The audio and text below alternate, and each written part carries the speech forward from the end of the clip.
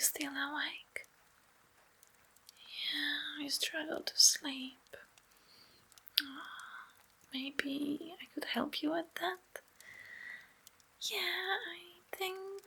I think I have an idea what I can do to help you fall asleep. Yeah, that would be nice. Okay, are you nice and cozy? Alright then, let me just run my hands through your hair. Yeah, just like that. It will make you nice and sleepy. And maybe I could tell you some Slavic stories for good night. Would you like that? Yeah. Okay, but first, slow down, calm down, relax. Yeah. Let's make you sleepy first with nice fluffy sound. Breathe slowly, deeply.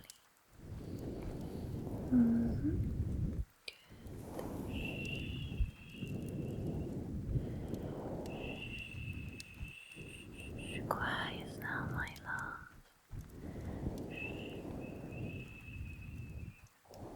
It's late. Time to relax. Is it nice?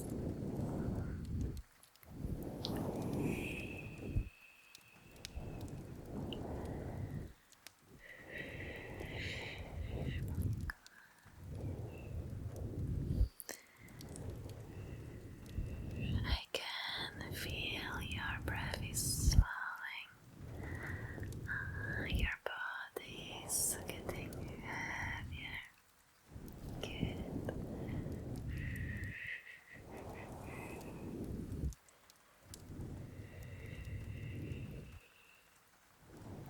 Everything is okay.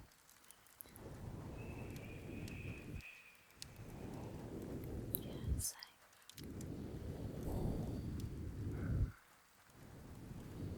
You're almost asleep. Almost. But before you drift away, let me tell you a story, okay? An old story from the lands of my ancestors. You know, when I was little, my babushka used to say that night is full of stories. Some soft as a whisper, and some wild as a wind. But the best ones are the ones that wrap around your dreams like a warm blanket. And these are the ones I'm going to read to you tonight. Okay. Are you ready? Yeah? Okay. I'm excited. Okay.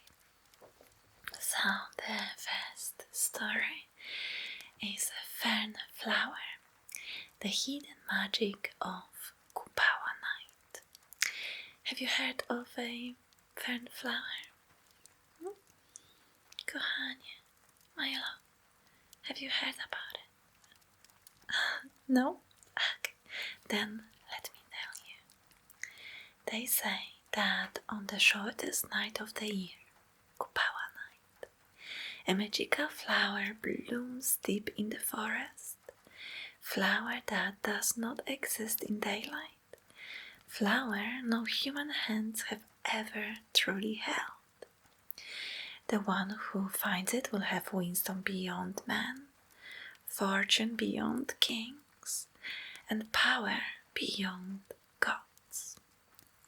But the flower is guarded by the spirits of the woods, by the old ones who do not like to be disturbed. A long time ago, A young man named Marek swore he would find the flower. His heart was full of dreams, his hands strong, and his spirit fearless.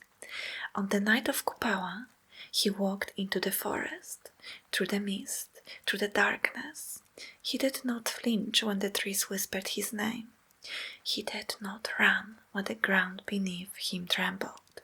And then, my God, he saw it.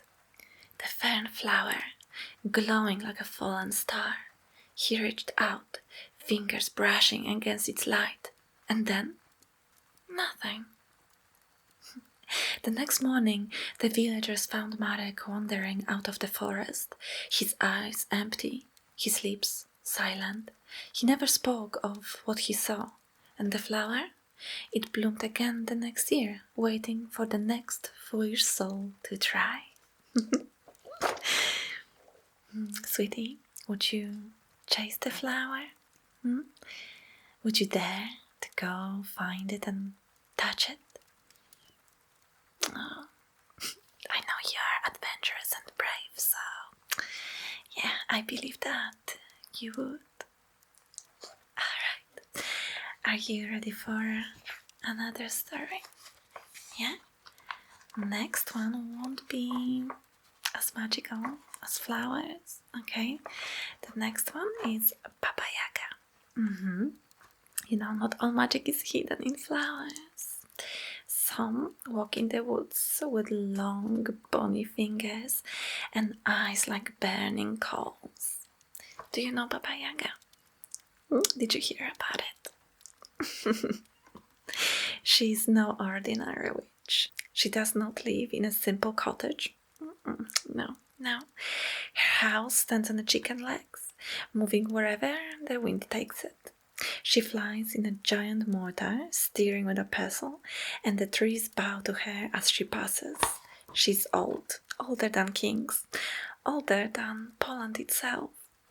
Some say she's cruel, some say she's kind. It depends on how you greet her. And the story I want to tell you is called The Brave Girl and Baba Yaga. Once upon a time, in a small village on the edge of the dark forest, lived a girl named Zosia. Her stepmother despised her and wanted to get rid of her. One day, she gave Zosia an impossible task. Go to Baba Yaga's hut and ask her for a needle and a thread to sew a shirt, she said with a wicked smile. Zosia knew that Baba Yaga, the fearsome witch who lived in a house on chicken legs, ate children. But she had no choice. She obeyed. As she entered the forest, the trees whispered, "Be aware, child." But she pressed on. Along the way, she met an old woman who gave her advice.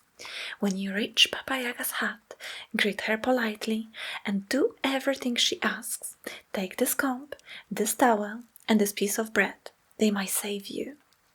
Zosia thanked her and continued. Soon, she saw the hut spinning on chicken legs, surrounded by a fence made of bones. She called out, "Turn your back to the forest, your front to me, O hut of Baba Yaga." The hut creaked, turned, and the door opened. Baba Yaga, with iron teeth and long claws, stepped out. "What do you want, girl?" she hissed. "I need a needle and a thread to sew a shirt." Zosia said politely. Baba Yaga grinned. "Very well, but first you must complete 3 tasks. If you fail, I shall eat you." The task. First, Baba Yaga ordered her to clean a huge pile of grains mixed with sand by sunrise. Zosia dispersed, but suddenly tiny mice appeared and whispered, "Give us some of your bread and we will help." She gave them the bread, and by morning the task was done. Next, Baba Yaga ordered her to fetch water from a well, using a leaky bucket. Zosia used the towel the old woman gave her, and when she wiped the bucket, the holes vanished. Finally, Baba Yaga told her to prepare dinner, but the oven refused to light. A black cat whispered, "Give me some food, and I will help." Zosia fed it, and the cat showed her how to light the fire. Baba Yaga was furious but impressed. Fine, take your needle and thread and go. The escape sensing danger, Zosia ran. Baba Yaga chased her, flying on her mortar, her pestle pounding the air. Zosia threw the comb, and a dense forest sprang up, slowing the witch. Then she tossed the towel, and a vast river appeared. Baba Yaga could not cross it and let out a terrible scream. Zosia escaped back to her village, where her stepmother was shocked to see her alive. Soon after, her kind father returned home and, upon hearing what happened, drove the cruel stepmother away. And so, clever Zosia lived happily ever after, safe from Baba Yaga's clutches.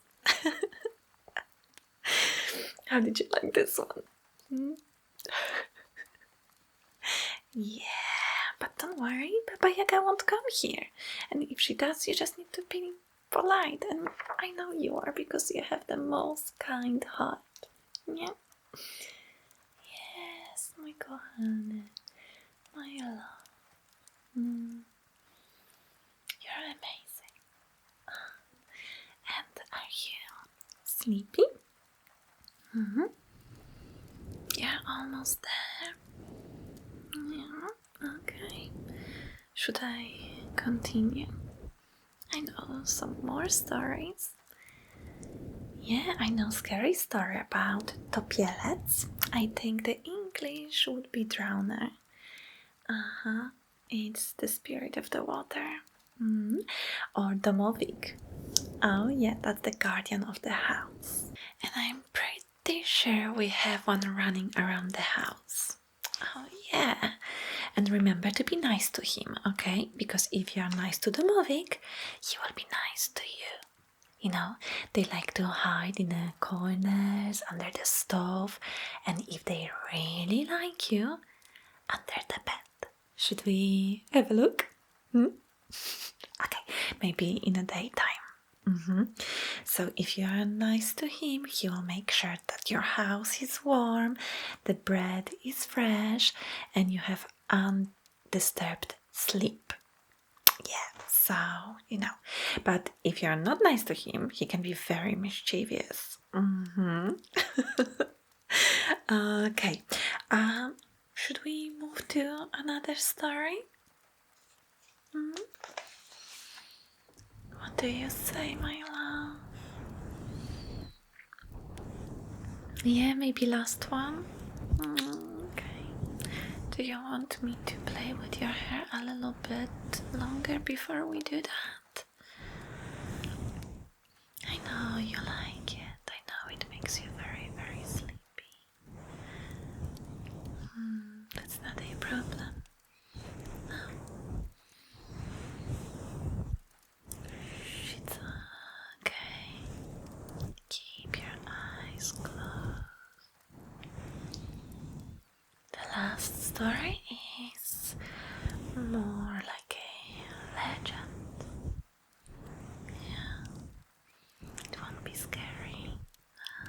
Of course not.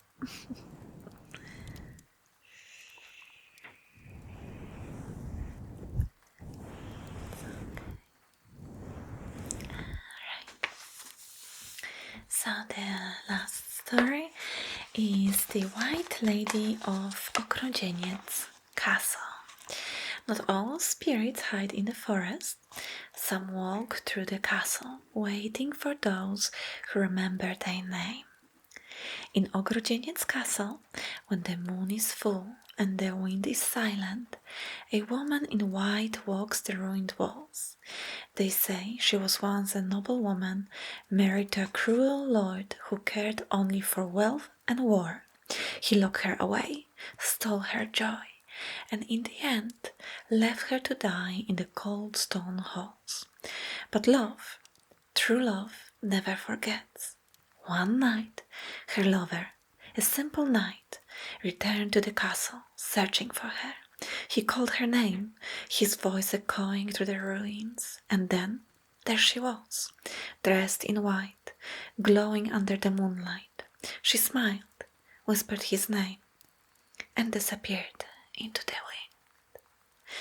Now, Those who visit the castle say they sometimes hear a whisper or see a flicker of white silk at the edge of their vision. Some say it's the wind, others say it's only a story. But those who have truly seen her, well, they are pretty sure that it's a real ghost of the lady in white. So, are you ready to drift off to sleep now? Yeah, very good. I told you it's more like a legend today. The last story. Maybe we should go to Okrucieniec castle and find out ourselves if this legend is real. Would you like that? Would you like to go to Okrucieniec castle? Of course we can do that, my kochane. Of course. And now, close your eyes. The witch is gone. The white lady, she just walks in her dreams. But she won't come to your dreams. You're going to have sweet, nice dreams. The Morvik will make sure that you have uninterrupted